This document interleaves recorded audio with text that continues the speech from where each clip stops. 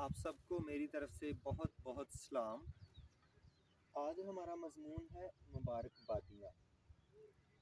हम पढ़ेंगे मत्ती की इंजील बाब 5 पहली आयत से।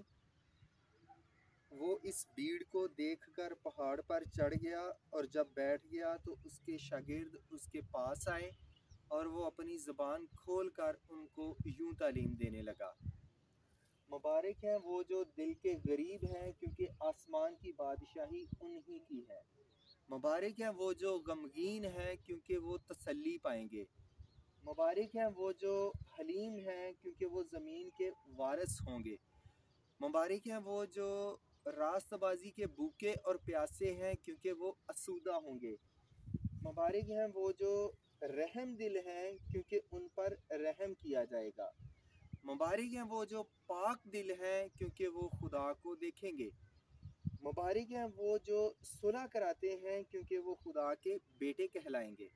मुबारक हैं वो जो रास्तबाजी के सबब से सताए गए हैं, क्योंकि आसमान की बादशाही उन्हीं की है।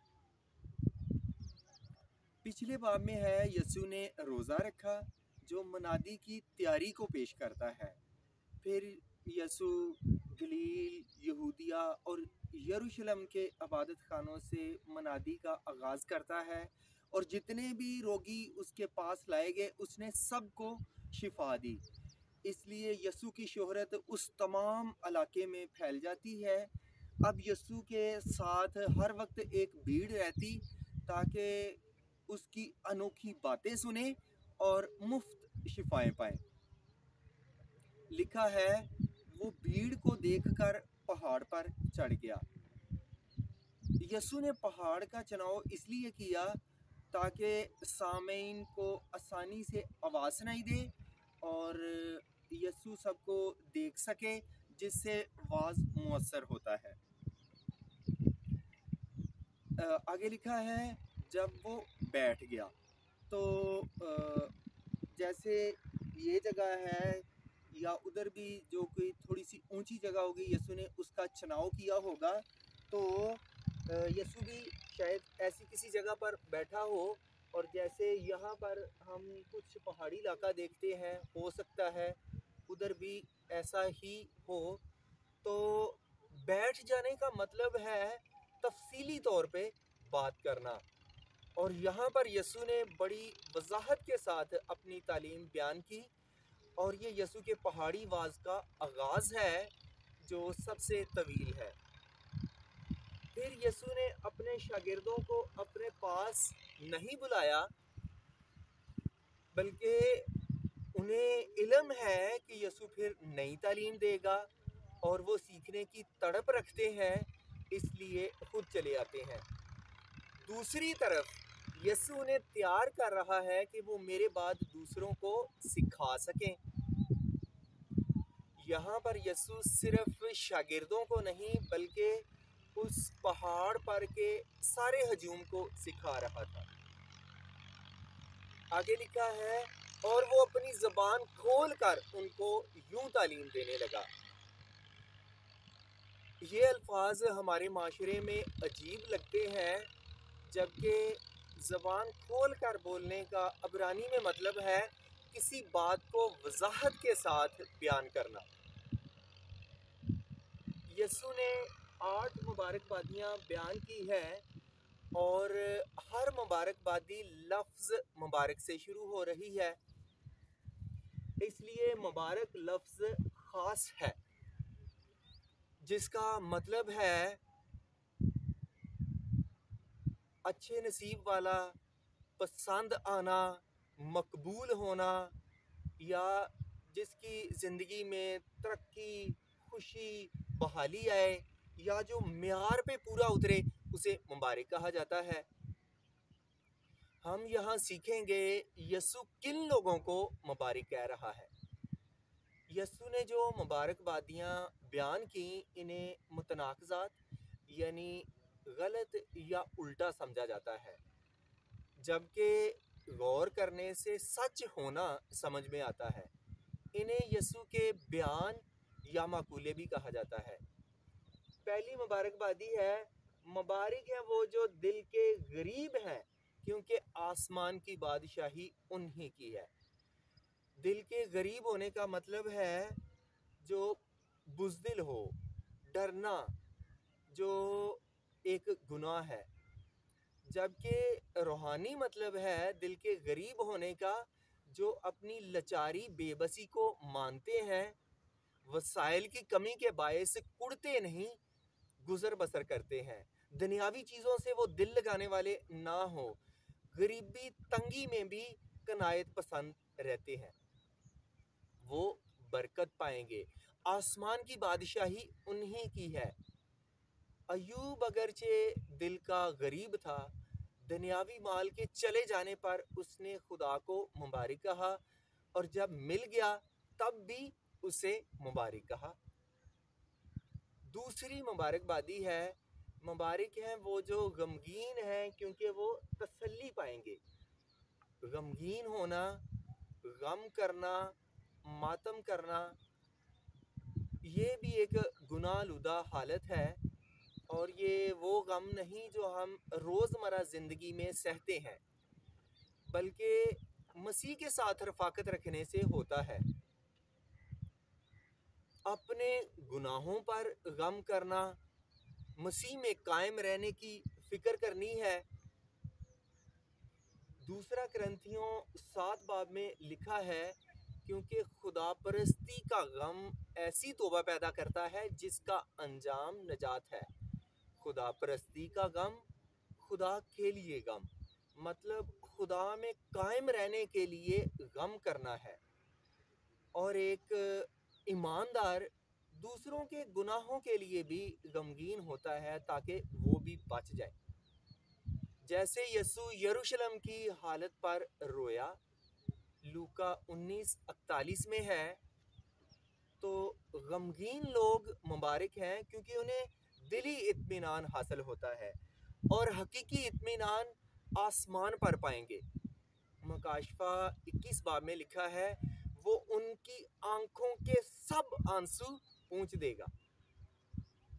तीसरी मुबारकबादी है, मुबारक है वो जो हलीम है, क्योंकि वो ज़मीन के वारिस होंगे। हलीम होना, नरम मजाज होना, बर्दाश्त करना, खामोश रहना, और जो बदला ना ले, वो हलीम होते हैं।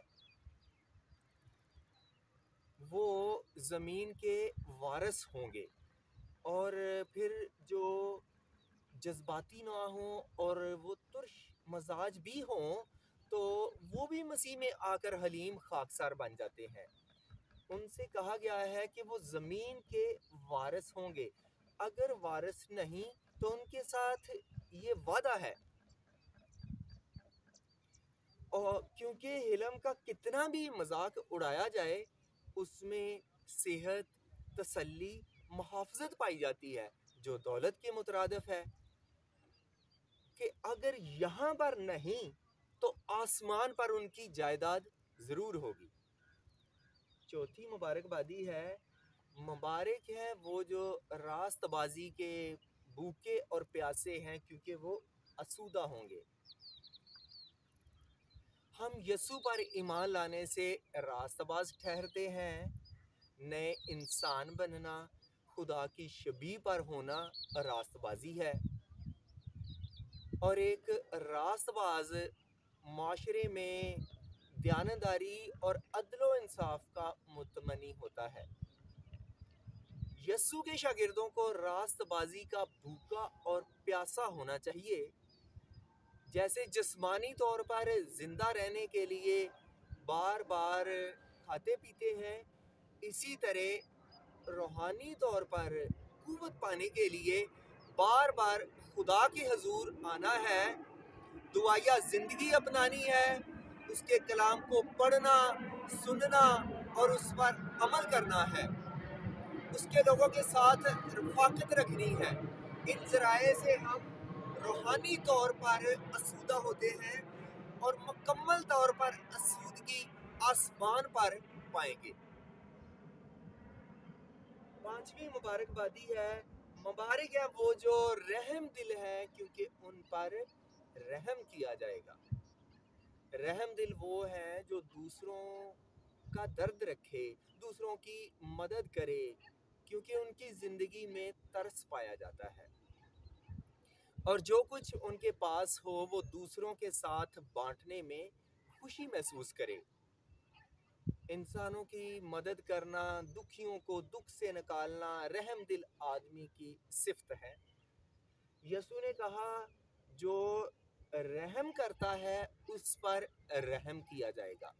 और ये भी लिखा है याकूब 2:13 में, जिसने रहम नहीं किया उसका इंसाफ बगैर रहम के किया जाएगा।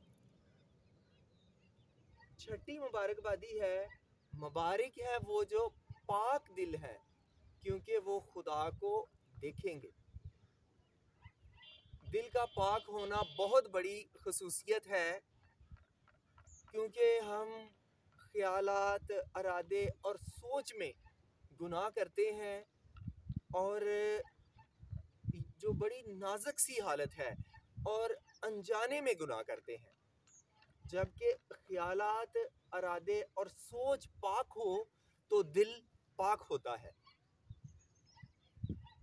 और जो पाक दिल शख्स है उसकी नीयत खालिस और उसके इरादे साफ होते हैं, नेक होते हैं। और जो पाक दिल शख्स हैं वो ईमान के वसीले से अब भी खुदा को देखते हैं और जब आसमान पर जाएंगे तो रूबरू देखेंगे। पहला करंथियों 13 बाब में लिखा है।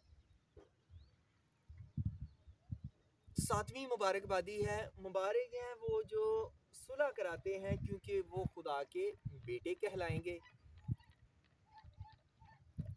जो सिर्फ सुलह का मजाज रखते हैं उनकी बात नहीं हो रही, बल्कि जो पूरी लगन से कोशिश करते हैं कि लड़ाई झगड़ा ख़त्म हो और सुलह कायम की जाए। मज़ीद जो सुलह से मोहब्बत रखते, सुलह की आरजू करते, सुलह उनके वजूद का हिस्सा होती है, ऐसे लोग मुबारक हैं। वो मसीह के हम खिदमत हैं। यसु दुनिया में इसलिए आया कि सारी दुश्मनियों को मिटाए और ज़मीन पर सुलह कायम करे। तो जो सुलह कराते हैं वो खुदा के बेटे कहलाएंगे। बताएं, जो सुलह तोड़ते हैं वो खुदा के क्या कहलाएंगे? दुश्मन कहलाएंगे। वो खुदा के दुश्मन कहलाएंगे। तो 8वीं मुबारकबादी है, मुबारक है वो जो रास्तबाजी के सबब से सताए गए हैं, क्योंकि आसमान की बादशाही उन्हीं की है। यसु ने आसमान की बादशाही से मुबारकबादियां शुरू की और आसमान की बादशाही पर ख़त्म की हैं, क्योंकि यसु आसमान की बादशाही के लिए लोगों को तैयार कर रहा था। और जो रास्तबाज है वो ना किसी का नुकसान करे, ना किसी के बारे में झूठी बात करे, तो भी अक्सरियत उसके खिलाफ होती है, क्योंकि उससे दूसरे की नाराज़गी बेनकाब होती है। यही उसका गुनाह है, इसीलिए वो सताया जाता है। जैसे यूहन्ना इस्तबागी को और स्तिफनस को रास्तबाज होने के सबब से शहीद किया गया। अगर कोई सच्चा मसीही कहलाए और वो सताया ना जाए तो उसकी रास्तबाजी पर शक किया जाता है। जबकि लोग उन पर तरह तरह के इल्ज़ाम लगाते हैं, उन्हें बदनाम करते हैं, ताकि हर तरह का जुल्म रवा रखा जाए। मजीद रास्तबाजी के सबब से सताए जाने का मतलब है नेकी करने के सबब से सताया जाना। आगे लिखा है, खुशी करना, नहायत शादमान होना, क्योंकि आसमान पर तुम्हारा अजर बड़ा है। इसलिए कि लोगों ने उन नबियों को भी जो तुमसे पहले थे इसी तरह सताया था।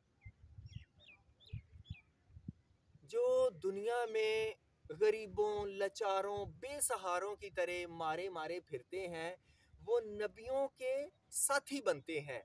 उनके लिए अच्छी जगह होगी। इन ज़ाहिरी आंखों से नहीं, बातनी आंखों से अपनी जगह को पहचाने। जो इस दुनिया में राज करते हैं, जिनके पास नौकर चाकर, धन दौलत, इज्जत शोहरत बेहिसाब है, उनमें से अक्सर उस बादशाही को तरसेंगे, लेकिन उस वक्त मौका ना होगा। हम खुश नसीब हैं, हम बाबरकत लोग हैं जिनके पास ये सब कुछ नहीं है। तो वो है दुख, मुसीबतें, परेशानियां, रद्द किया जाना, लान तान को सहना, बाज़ औक़ात जालिम के जुल्म का निशाना भी बन जाते हैं, नाहक मारे जाते हैं। उनके लिए आसमान पर अजर है, जब पाएंगे तो खुशी की इंतहा ना होगी। खुदा करे कि हम यस्सु के असूलों को अपनाएं और मुबारक लोग बन जाएं। खुदा हमें इस कलाम से बरकत बख्शे। आमीन।